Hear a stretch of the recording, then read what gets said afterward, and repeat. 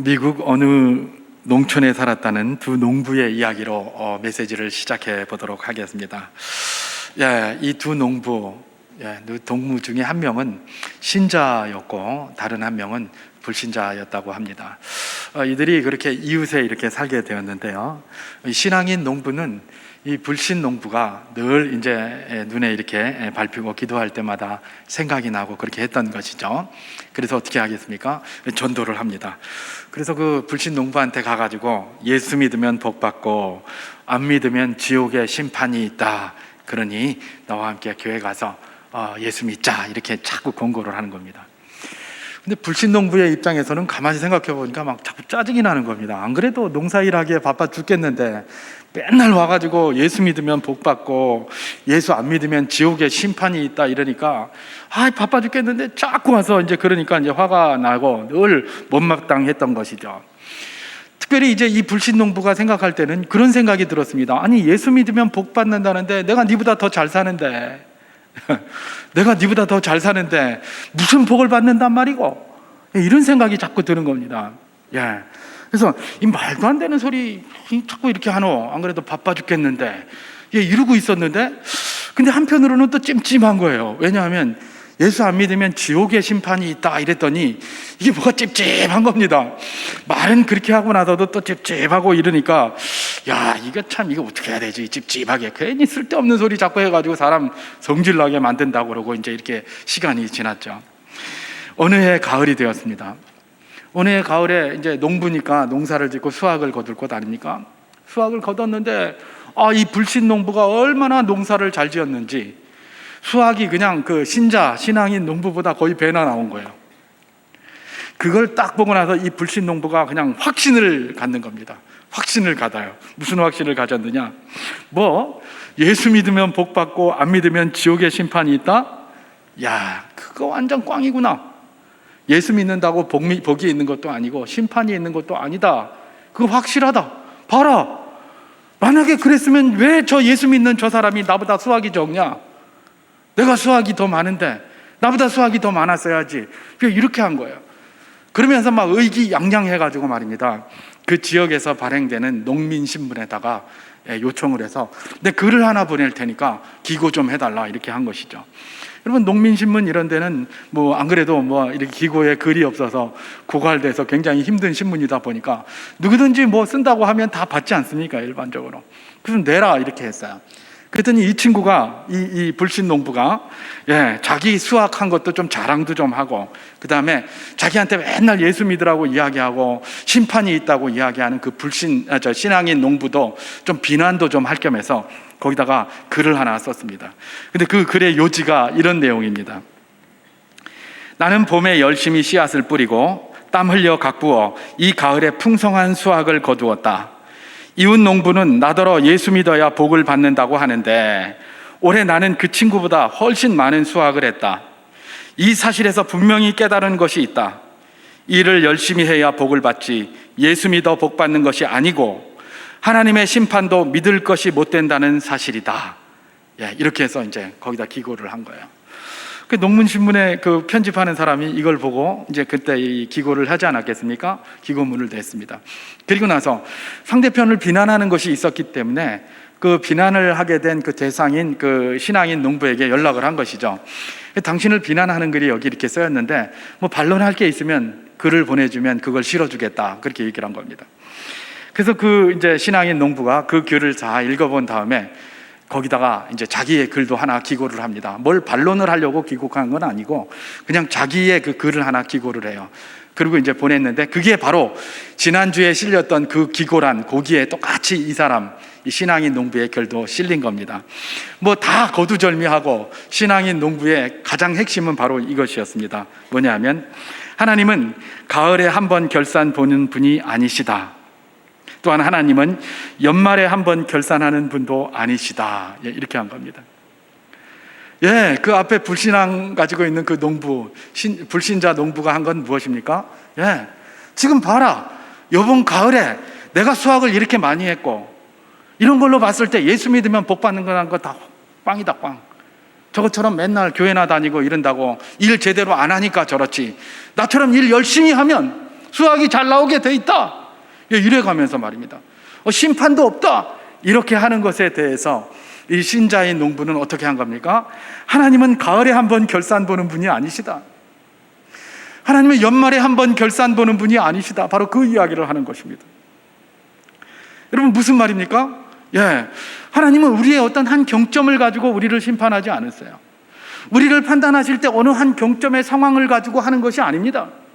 사람은 말입니다, 어느 한 경점을 가지고 하나님 앞에 판단받으려고 해요. 그래서 내가 이 한 경점에 뭐가 잘 된 것 같으면 하나님의 은혜다라고 막 이야기를 하고 그럽니다. 그런데 이 한 경점에 굉장히 어려움이 있거나 힘든 것이 있으면 어떻게 생각합니까? 하나님 뭐 하시노? 하나님 있는 거 맞나? 하나님 심판하시고 뭐 지옥이 있다고 하는데 그거 맞나? 이렇게 생각을 하는 것이죠. 사람은 한 경점을 가지고 따져요. 그런데 우리 하나님은 어떤 분이십니까? 한 경점으로 따지지 않는 겁니다. 인생 전체를 가지시고 전체를 가지고 판단하는 분이 누구시다? 우리 하나님이시다. 이게 바로 이런 이야기가 우리에게 이야기해 주는 것 아니겠습니까? 여러분, 이 사실은 성경에서도 잘 나타납니다. 여러분, 초대교회에 사도들이 복음을 전하러 다닐 때에 주님 곧 오신다, 마라나타 마라나타 이러고 막 복음을 전하고 다녔습니다. 그럴 때에 이 사람들이 뭐라고 얘기를 했습니까? 심판은 무슨 심판? 우리가 이런 나쁜 짓 막 해도 우리 멀쩡하네. 내가 나쁜 짓 했으면 하늘에서 번개가 와서 부지직 해가지고 내가 죽을 줄 알았는데 멀쩡하네. 심판이 어딨노? 심판이 어딨노? 이런 말이 굉장히 많았어요. 그때 사도 베드로가 이야기한 것이 있죠. 그게 뭡니까? 베드로후서 3장 15절에 이런 말씀을 했습니다. 또 우리 주의 오래 참으심이 구원이 된 줄로 여기라. 우리 주님은 오래 참고 계신다. 너 인생의 한 경점을 가지고 너의 전체를 판단하는 것이 아니라 너 인생 전체를 가지고 너를 판단하시기 때문에 지금도 살아있는 너를 참고 보고 계시는 것이다. 하나님은 어떤 한 경점으로 판단하시는 것이 아니라 오래 참음으로 그렇게 기다리고 계신다. 그것이 너희에게 구원이 된 줄로 여기라. 그러니 그런 쓸데없는 소리 하지 말고 하나님 앞에 겸비하여 서라. 그 이야기를 하는 것 아니겠습니까? 바로 그것입니다. 여러분, 우리 하나님 앞에는 천년이 하루 같고 하루가 천년 같은 줄 믿으시기 바랍니다. 그것이 우리 하나님께서 이야기해 주시는 거예요. 우리는 1년, 5년, 10년, 100년, 1000년 이러면서 막 그렇게 계산하지만 우리 하나님 앞에는 아무 의미가 없어요. 우리 하나님 앞에 1000년이 무슨 의미가 있고 10,000년이 무슨 의미가 있고 10만 년이 무슨 의미가 있겠습니까? 그건 사람이 만든 거예요. 사람이 만들어서 1년, 5년, 10년 따지고 앉았지 하나님 앞에는 아무런 의미가 없어요. 하나님은 천지를 만드시고 만우주를 주관하시는 분이 하나님이신 줄 믿으시기 바랍니다. 사람이 자꾸 시간을 만들어가지고 이 시간에 이렇게 하면 어떡하고 이건 망고우리 생각이고, 우리 하나님은 그런 시공을 초월하시는 분이 우리 하나님이시다. 하루가 1000년 같고 1000년이 하루 같은 이 진리. 그래서 사도 베드로가 그 이야기를 이야기한 것 아니겠습니까? 바로 그것입니다. 우리 주님은 오래 참으심으로 인생 전체를 가지고 반드시 심판하시는 분이시다. 이 사실을 잊지 말고 살아야 한다는 것, 그것이 바로 이런 이야기가 우리에게 주는 도전이고 베드로를 통하여 하나님께서 우리에게 도전하시는 그런 말 아니겠습니까? 바로 그것인 것이죠. 그렇습니다. 하나님의 심판은 반드시 있습니다. 그래서 히브리서 기자는 히브리서 9장 27절에서 이렇게 이야기하는 것 아니겠습니까? 한 번 죽는 것은 사람에게 정해진 것이요 그 후에는 심판이 있으리니. 심판의 확실성을 이야기하고 있습니다. 반드시 그 뒤에 심판이 있게 된다는 그 이야기를 하고 있는 것이죠. 여러분, 오늘 우리가 읽은 본문도 그 부제가 로마서 2장 그 앞에는 부제가 하나 붙어 있습니다. 여러분들 성경책에 붙어 있을 텐데 파란색으로 부제가 뭐라고 붙어 있습니까? 오늘 메시지의 제목처럼 하나님의 심판이라고 붙어 있습니다. 오늘 본문도 지금 하나님의 심판이 반드시 있을 것을 이야기를 하고 있는 것이죠. 바로 그 이야기를 하고 있는 것입니다. 하나님의 심판을 언급하고 있는데 이것은 반드시 하나님의 심판이 있을 것이다 라는 확증적인 그런 이야기를 지금 하고 있는 것이죠. 제가 6절을 한번 봉독해 보도록 하겠습니다. 하나님께서 각 사람에게 그 행한 대로 보응하시되, 보응한다라는 것은 그 심판을 하는 의미죠. 그죠? 그러니까 반드시 이건 심판이 있다는 심판의 확실성을 이야기를 하고 있는 거예요. 그런데 오늘 본문 6절에는 이 심판의 확실성과 더불어서 몇 가지 더 이야기를 하고 있습니다. 뭘 이야기하고 있습니까? 심판의 주체가 누구인지를 이야기하고 있고, 그 다음에 심판의 대상이 누구인지를 이야기를 하고 있고, 하나님이 심판하신다고 하는데 심판의 기준이 또한 무엇인지를 오늘 본문에서 이야기를 하고 있습니다. 그래서 오늘 저는 여러분과 함께 심판의 주체가 누구신지, 심판의 대상이 또한 누구인지, 심판의 기준이 무엇인지를 한번 잠깐 살피면서 은혜를 나눠보기를 소망합니다. 왜냐하면 일반적으로 사람이 심판 그러면 굉장히 두려워하잖아요. 무서워하잖아요. 그런데 그 심판의 주체가 누구냐? 그거에 따라서 심판이 두려운 게 될 수도 있고 또 위로와 기쁨이 될 수도 있어요. 그렇기 때문에 심판이 확실한데 우리 하나님의 백성들은 두려움도 여전히 있지만 두려움 가운데만 있을 것이 아니라 하나님의 심판이 우리에게 주는 위로가 무엇인지를 알면서 사는 것이 굉장히 중요하기 때문에 그렇습니다. 그래서 오늘 본문을 가지고 심판의 주체가 누구신지, 심판의 대상은 누구인지, 또 심판의 기준은 무엇인지 이걸 한번 살피는 것이 굉장히 유익하다고 생각이 돼서 오늘 말씀을 가지고 잠깐 교제하기를 소망하는 것입니다. 오늘 말씀이 그리스도인 된 우리 모두에게 큰 위로로 다가올 수 있기를 주님의 이름으로 축원합니다. 자, 오늘 본문은 심판의 주체가 누구라고 이야기를 하고 있는가? 제가 다시 6절을 봉독하겠습니다. 하나님께서 각 사람에게 그 행한 대로 보응하시되, 이렇게 되어 있습니다. 누가요? 하나님께서 심판을 누가 하신다고 합니까? 하나님께서 하신다고 합니다. 심판의 주체가 누구다? 하나님이시다. 그렇게 이야기를 하는 것입니다. 특별히 오늘 본문은 최후의 심판을 이야기를 하고 있습니다. 최종 심판을 이야기하고 있습니다. 다시 말해서 심판을 범사에 하시는데 최후에 최종적으로 하나님이 심판을 하신다. 이것을 지금 기록하고 있는 것이죠. 여러분, 이게 얼마나 큰 위로가 되는지 모릅니다. 최후의 심판자가 하나님이시다. 그럼 그 앞에 심판은 조금 부족하더라도 최후의 심판은 우리 하나님이 하신다는 이게 얼마나 우리에게 큰 위로로 다가오는지 몰라요. 왜 그렇습니까? 그 앞에 우리가 이 땅에 살아가고 있습니다마는 그 앞에 심판들은 부족한 게 너무나 많아요. 그렇기 때문에 하나님도 최후의 심판도 하나님이 아니라 그런 자들이 심판한다면 우리는 정말 좌절할 수밖에 없을 것입니다. 여러분, 우리가 이 세상에 살아가기 때문에 수많은 심판자들 밑에서 그렇게 살아갑니다. 수많은 심판자들.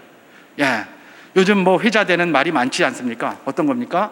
공정, 정의, 공의, 뭐 이런 말들이 굉장히, 공평, 이런 말들이 굉장히 회자되고 있어요. 왜 이런 말들이 많이 나옵니까? 우리가 살아가고 있는 이 세상에 많은 심판자들이 있는데 그 심판자들이 공정하지 않다는 겁니다. 공평하지 않다는 겁니다. 정의롭지 못하다는 겁니다. 그러니까 우리가 이 땅에 살아가는 게 굉장히 괴로운 것이죠. 왜요? 그냥 심판을 한다고 심판을 하는데 이건 뭐 너무나 우리에게 안 맞는 겁니다. 그래서 세상이 신음하고 고통하고 있는 게 바로 이 세상의 모습 아니겠습니까?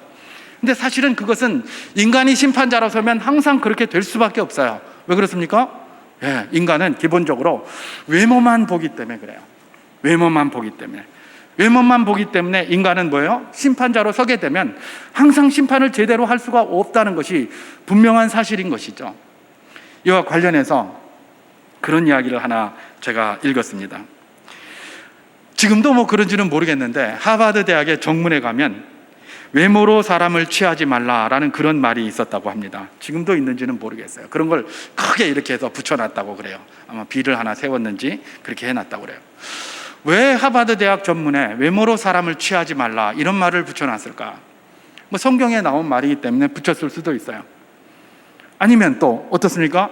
하버드는 그야말로 최고의 지성의 전당이다. 뭐 이런 이제 알려져 있으니까 그 안에 있는 아이들이 전부 뭐 외모면 외모 이런 데가 출중한 아이니까 혹시 외모로 사람을 판단할 수 있게 돼서 그렇게 써붙인 것 아닌가 이렇게 생각이 될 수도 있죠. 그런데 말입니다. 이 하버드에 붙었다는 이 외모로 사람을 취하지 말라는 데에는 아주 좋은 에피소드가 하나 있더라고요.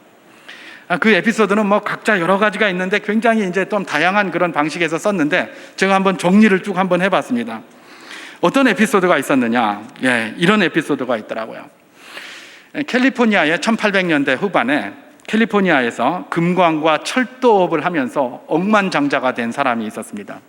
이 사람은 나중에 캘리포니아 주지사도 했고 또 상원위원까지 그렇게 했던 사람인데 릴랜드 스탠퍼드라는 사람입니다. 이 릴랜드 스탠퍼드가 억만장자고 굉장히 검소한 사람이었다고 그래요.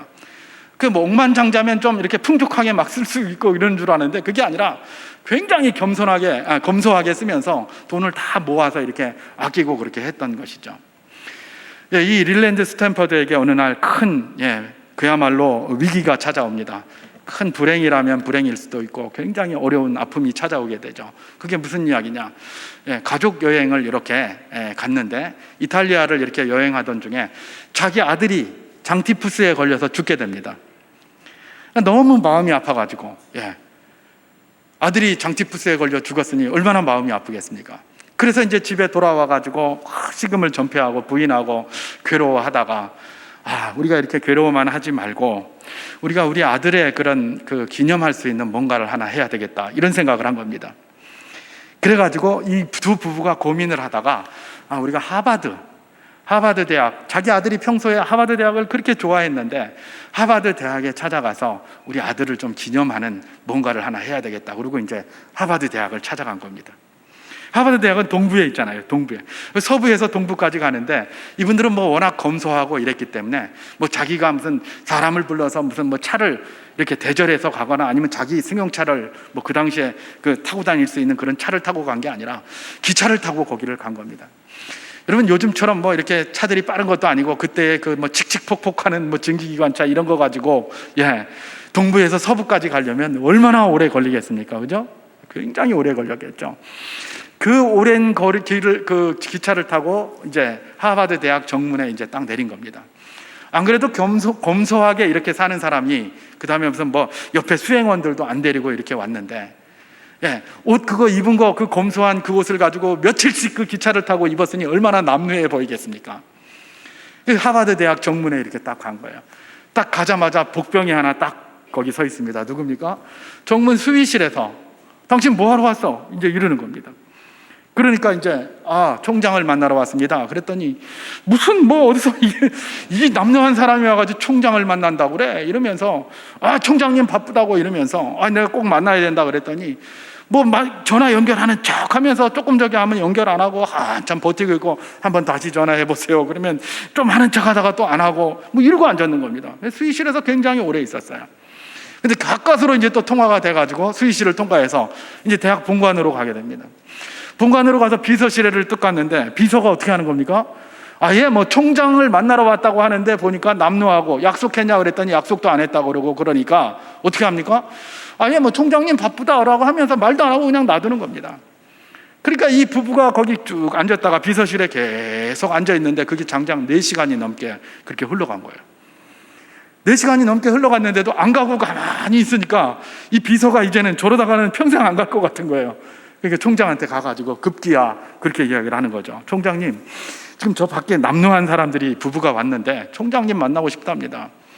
총장님 바쁘다고 그러면서 그냥 이렇게 얘기를 하면 지풀에 지쳐서 그냥 갈 줄 알았는데 지금 4시간째 저렇게 앉아있다. 총장님 한번 만나봐야 되겠습니다. 그래야 저 사람들 갈 것 같아요. 그런 거예요. 그래서 이제 총장이 이제 이 사람들을 만나게 됩니다. 총장도 이미 이제 비서한테 그런 안 좋은 소리로 이렇게 들었기 때문에 바이어스가 딱 걸려 있지 않겠습니까? 그래서 이제 이분들이 이제 들어갔어요. 총장이 그럼 어떻게 오셨습니까? 이렇게 얘기를 하니까 이 부인이 이 릴랜드 스탠퍼드의 부인이 그렇게 얘기를 하는 겁니다. 사실 내 아들이 여차여차해서 이렇게 죽었습니다. 내가 우리 아들을 위해서 우리 아들이 하버드를 너무 좋아했는데 그래서 이 하버드를 위해서 뭔가 건물을 하나 좀 지어서 그렇게 좀 기증을 하고 싶습니다. 이렇게 얘기를 한 거예요. 그랬더니 총장이 가만히 들여다보더니 남루한 사람들이 건물을 짓겠다고 하니까 뭐라고 얘기를 했다고요? 아니 부인, 건물 여기 하나 짓는데 얼마 드는 줄 아냐고. 750만 달러가 듭니다. 750만 달러. 그런데 짓겠단 말입니까? 그러는 거예요. 그러니까 이 부인이 그걸 듣고 충격을 받은 거예요. 가만히 있더니 자기 남편을 보고 그러는니다. 남편한테 여보, 이 하버드 같은 대학을 하나 만들면 돈이 얼마쯤 들까요? 남편한테 그렇게 얘기를 하는 거예요. 그러니까 건물 하나 짓겠다고 하다가 하버드 같은 대학을 하나 만들겠다고 하니까 이 총장은 완전히 이 사람들을 미친 사람으로 본 거죠. 무슨 이런 소리를 하고 있어. 이러면서 그만 쫓아내버린 거예요. 이 사람이 다시 캘리포니아로 돌아왔습니다. 돌아와가지고 하버드를 버금가게 할 만한 우리가 학교를 하나 짓자. 그래서 자기가 개인 돈 투자해가지고 그렇게 해서 대학을 하나 지었습니다. 그 대학이 바로 스탠퍼드 대학입니다. 스탠퍼드 대학.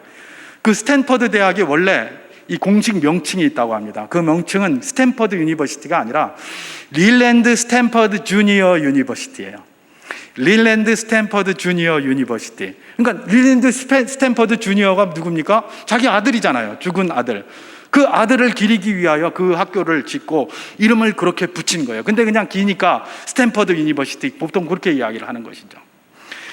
나중에 시간이 흐른 후에 이 하버드 총장이 그걸 알고 굉장히 그냥 막 실망을 많이 하고 깜짝 놀라고 극대노를 했다고 하죠.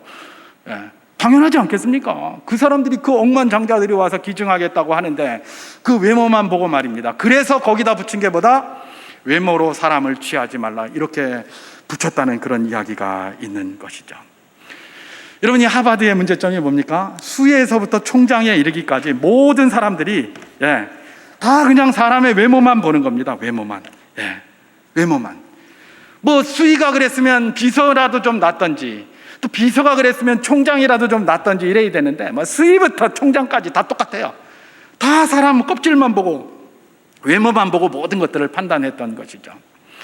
근데 여러분, 사실 이거는 뭐 이 사람들의 문제만 아니겠습니까? 원래 인생은 다 그래요. 다 외모만 보게 돼 있습니다. 여러분, 저도 그래요. 저도 뭐 순간순간 외모를 많이 보는 사람이에요. 제가 그러니 우리 성도님들은 얼마나 더 그러겠습니까? 전 목사인데도 이러는데, 성도님들은 세상에서 삶을 영위해 가면서 얼마나 많은 그런 유혹과 그런 어려움들이 있겠습니까? 우리 모두가 가지고 있는 이런 어떤 뭡니까? 문제가 뭐다? 자꾸 외모만 보는 그런 부분들이에요.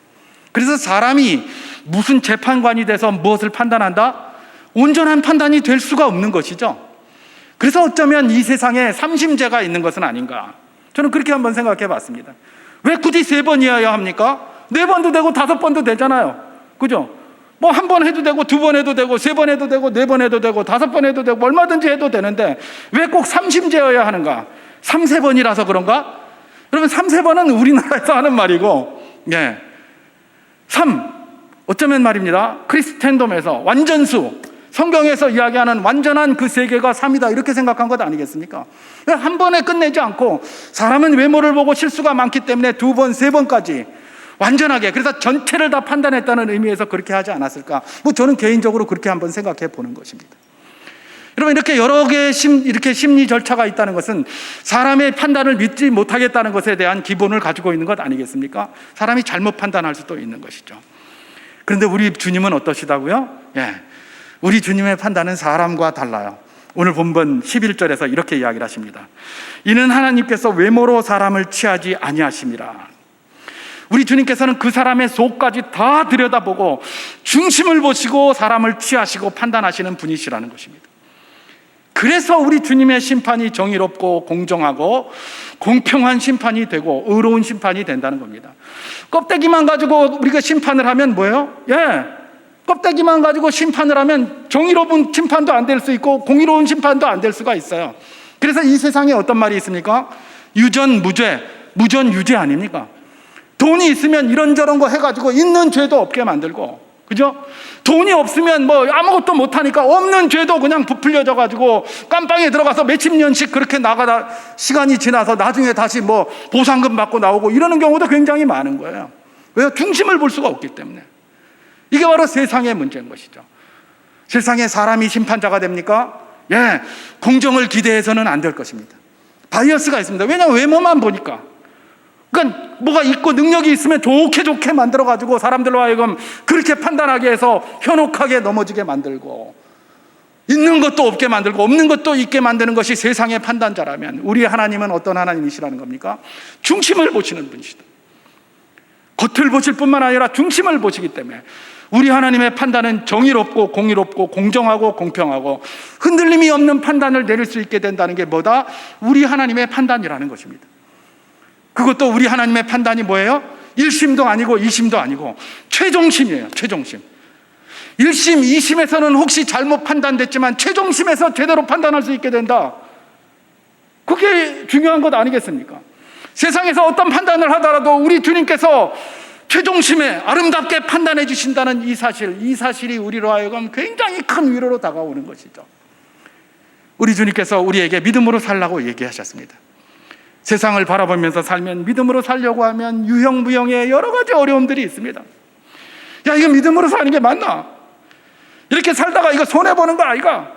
그런데 주님께서는 그렇게 이야기를 하십니다. 갈라디아서 6장 9절에서 너희가 선을 행하되 낙심하지 말지니 포기하지 아니하면 때가 이름에 거두리라. 그렇게 얘기하시는 거예요. 그러면서 자꾸 선을 행하고 믿음의 삶을 살아가고 그렇게 하라고 하시는 거예요. 그런데 세상에서는 판단자들이 뭐라고 판단합니까? 뭐 다른 판단을 하고 이러니까 이게 맞나 헷갈리는 거죠. 그런데 누가 최종 판단자라고요? 우리 하나님께서 최종 판단자라시는 겁니다. 우리 하나님께서 최종 판단자이시기 때문에 결국은 뭐로? 우리 하나님의 말씀대로 모든 것들이 이루어질 것이다. 우리 하나님의 기준대로 모든 것들이 이루어질 것이다라는 확신이 있는 것 아니겠습니까? 그래서 비록 심판은 두렵고 심판은 떨리는 것이지만 우리 하나님이 심판주가 되시고 심판의 주체가 된다는 그 사실 때문에 우리는 위로를 받을 수가 있는 것입니다. 특별히 우리에게는 변호사가 있습니다. 어떤 분이 우리의 변호사입니까? 우리 주 예수 그리스도. 그분이 우리 변호사가 되셔서 마지막 최종심의 하나님의 심판에서 우리를 대변해 주실 것입니다. 죄는 나를 믿는 자입니다. 나와 함께 동행한 자입니다. 변호해 주실 거예요. 여러분, 우리 주 예수 그리스도가 변호사로서 이 세상의 변호사와 다르다는 걸 아시죠? 세상의 변호사들은 다 수임료를 받습니다. 수임료를 받기 때문에 돈 없으면 변호사도 못 구해요. 근데 우리 변호사는 아주 특이한 변호사예요. 수임료를 받지 않아요. 오히려 줘요. 뭘 줍니까? 자기 목숨을 내주는 거예요. 수임료를 받는 변호사가 아니라 오히려 자기 목숨을 주면서 우리를 변호해 주겠다고 하는 그 변호사 예수 그리스도가 우리의 변호사가 되어 하나님의 최종심에 함께 참여해서 우리를 판단하게 하신다. 이거야말로 얼마나 큰 위로가 우리에게 되는지 모르는 것입니다. 여러분, 이 세상의 삶이 다 끝이 아닌 줄 믿으시기 바랍니다. 한 번 죽는 것은 사람에게 정한 일이지만 그 뒤에는 반드시 심판이 있습니다.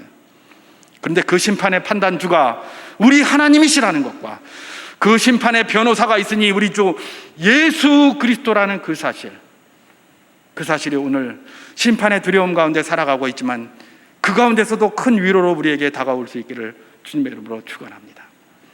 한 가지 더 살펴보겠습니다. 심판의 주체는 우리 하나님이시라는 것이니까 이제 심판의 대상이 누구인지를 한번 살펴보겠습니다. 다시 한번 제가 6절을 봉독하겠습니다. 하나님께서 각 사람에게 그 행한 대로 보응하시되, 이렇게 답니다. 자, 심판의 대상이 누구라고 합니까? 각 사람이 심판의 대상이에요. 여러분, 이게 얼마나 큰 위로가 되는지 모릅니다.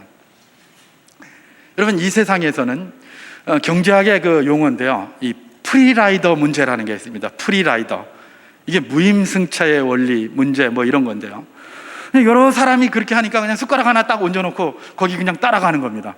이게 프리라이더 문제입니다. 무임승차의 문제점들.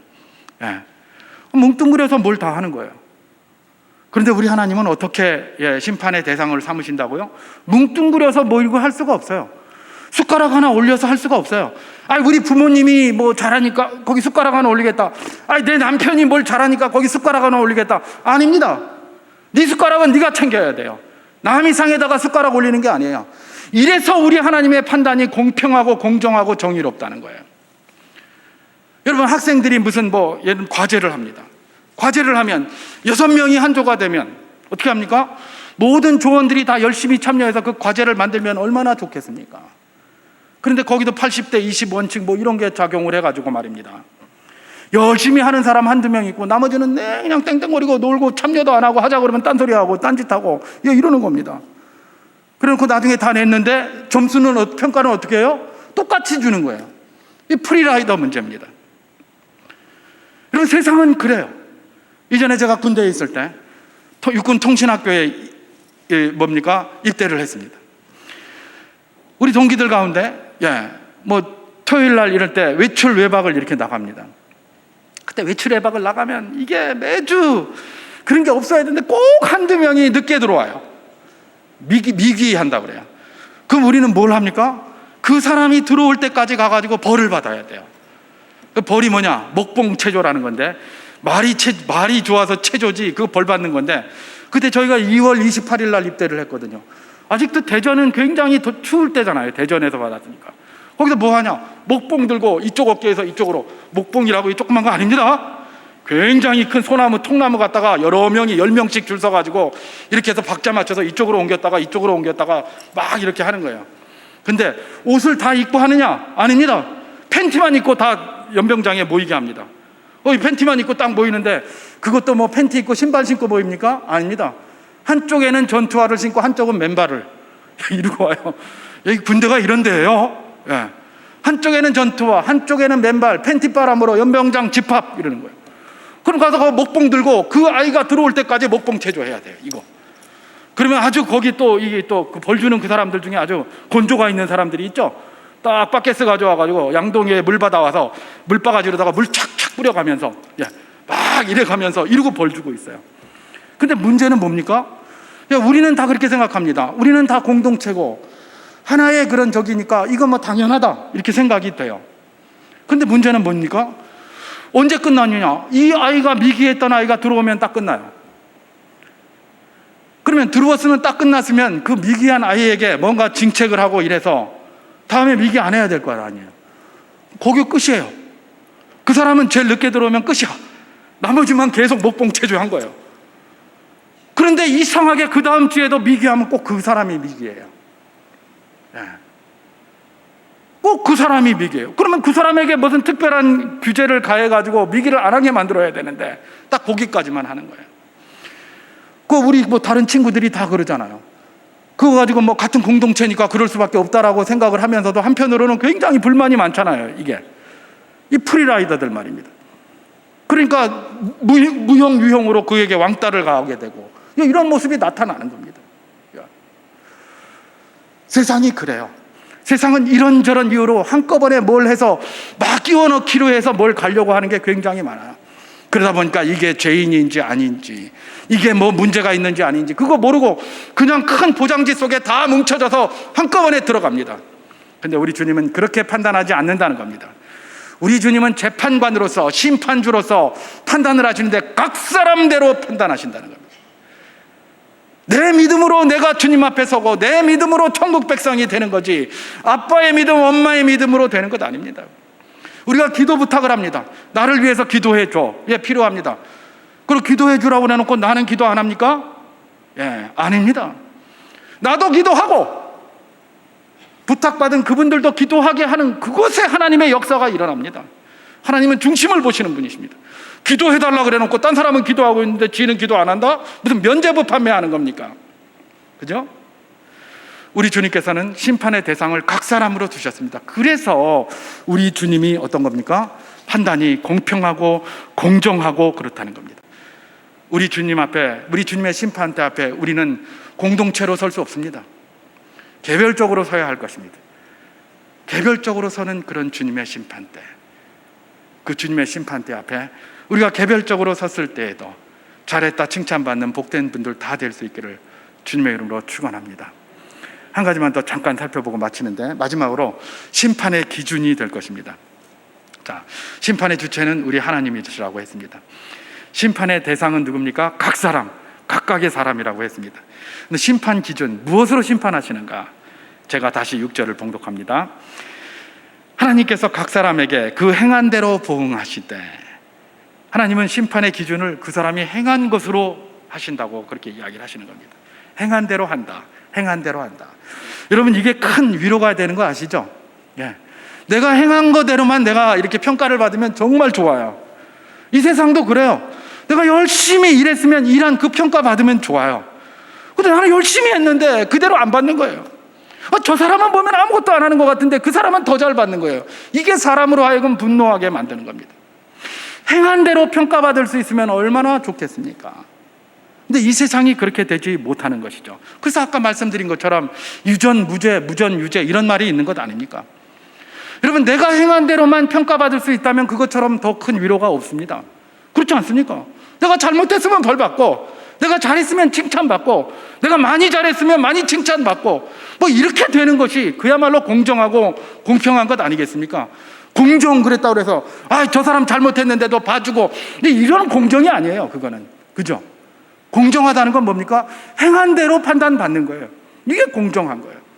그래서 세상은 행한 대로 팽단받지 못합니다.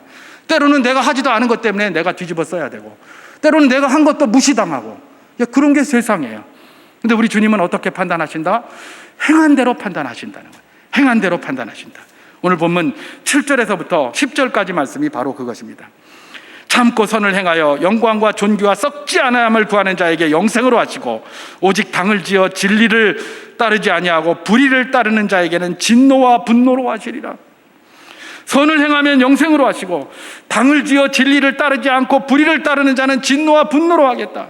각각 그들이 행한 대로 뭘 하겠다, 심판하겠다, 그 이야기를 하는 겁니다. 특별히 여기서 당을 지어 진리를 따르지 않는 이 부분이 그동안 많은 오해를 가지고 왔었는데요. 당을 지어 그랬더니 사람들이 모여가지고 이렇게 하는 이런 걸로 많이 생각을 합니다. 이게 번역에 조금 문제가 좀 있어요. 여기서 이 당을 지어라고 이렇게 번역된 이것은 원래는 자기들의 목적을 위해서 또 자기들의 유익만을 지속적으로 쫓는 것을 말해요.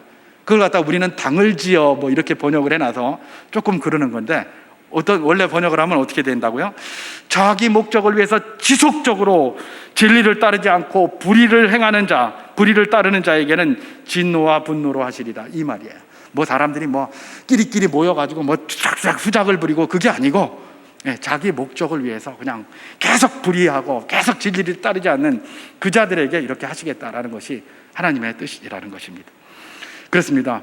우리 하나님께서는 어떤 분이시다? 행한 대로 갚으시고 행한 대로 심판하시는 분이시다. 바로 그게 우리 하나님이시라는 겁니다. 근데 놀랍게도 우리가 행한 대로 하면 우리가 뭐가 있겠습니까? 근데 아까 말씀드린 것처럼 우리의 변호사가 있습니다. 그 변호사, 수임료를 안 받고 오히려 목숨을 주시는 그 변호사가 옆에서 계속 변호를 합니다. 그렇기 때문에 우리에게 뭐가 있다는 겁니까? 행한 대로 행하시는 그 하나님의 공정하신 심판이 있을 뿐만 아니라 우리를 위하여 중보하시고 우리를 위하여 변호하시는 우리 주 예수 그리스도로 인하여 우리는 뭡니까? 심판이 두렵지만 그 심판이 막연히 두려운 것이 아니라 오히려 우리에게 위로로 다가올 수 있다는 것, 그것이 바로 이 말씀이 우리에게 주는 도전입니다. 말씀을 정리합니다. 이 세상에 심판자가 참 많습니다. 그래서 삼심까지 하잖아요. 삼심 그러면 완전하다고 생각을 해서 그렇게 하는 것 같습니다. 그래서 우리가 이 세상에 살기 때문에 때로는 공정함도 정의로움도 부족한 심판자들 밑에서 고통해야 될 때가 굉장히 많이 있습니다. 근데 참 1심, 2심은 그렇더라도 3심이 완전하다면 1심과 2심에서 당하는 것은 그래도 참을 수 있지 않겠습니까? 최종 심판인 그 마지막 심판은 우리 주님께서 심판주가 되신다는 것이고, 우리 주 예수 그리스도 수임료를 받지 않으시고 목숨을 주시는 그 예수님께서 3심의 변호사로 여전히 서 계신다는 그 사실이 오늘 믿음으로 살아가는 우리 모두의 큰 위로가 될 수 있기를 주님의 이름으로 축원합니다. 믿음의 길을 계속해서 걸어갈 때에 주께서 이 길 가운데 은혜를 베풀어 주셔서 이 땅을 사는 동안 평안과 위로를 주시고, 또 이제 마침내 때가 이르러 주님 앞에 부르심을 받아 천국 백성으로 우리를 아름답게 하실 것, 그것이 바로 이 말씀이 우리에게 주는 도전입니다. 이 도전 붙들고 또 한 주간, 주님 앞에서는 그날까지 위로와 긍휼 가운데 서시는 복된 분들 다 될 수 있기를 우리 주님의 이름으로 축원합니다.